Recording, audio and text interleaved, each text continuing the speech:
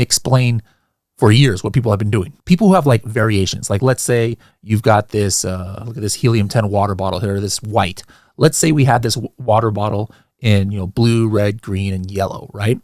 And we want to launch with a lot of reviews. Well, yeah, you can only do one vine for one color, right? So for example, like if I wanted to do the full 30, I can only do 30 for like the whole parent family, right? If I launched the product altogether. So the max I could get would be 30 reviews off the bat. So what some sellers would do, they would launch their ASINs for each of the colors of their water bottle or whatever it might be, the red and the green and the yellow as separate, not part of a parent, family, child relationship.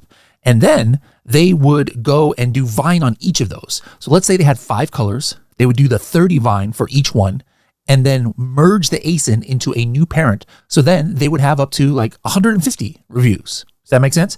So one of the ways that people call this is vine stacking. So now there's been buzz around that Amazon's been cracking down. And then this in the Seller Central dashboard says clarification of Amazon Vine review policy. It says we're providing clarification on key Vine policies about review aggregation. They don't call it stacking, and review limits. It says we aggregate reviews at the parent level, not the product variation level. And we recommend that you enroll all related variations together. All right.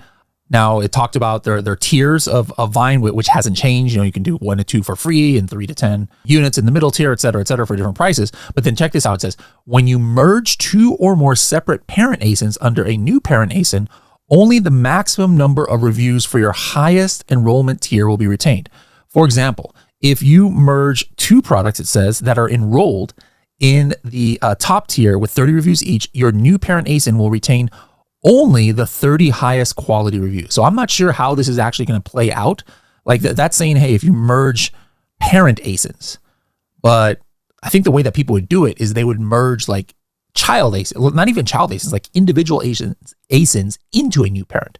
So is this going to catch that? I'm not sure, but I think it's kind of obvious that this Vine stacking is kind of on Amazon's radar. It's something that I never did. I know a lot of sellers who've done it because it wasn't technically against Amazon terms of service, but just like with a lot of things on Amazon that one day was okay to do, and then the next day it's not. This could be one of those things. So just beware if you're doing Vine stacking. For sure, if you're trying to merge parent ASINs, you're not going to absorb all of the reviews. But then potentially, I think this is like, to me, like if you're trying to play it on the safe side, you wouldn't even do the child merging to a new parent because it just seems like if you read between the lines that's probably not, that's probably going to be frowned upon, right, by Amazon.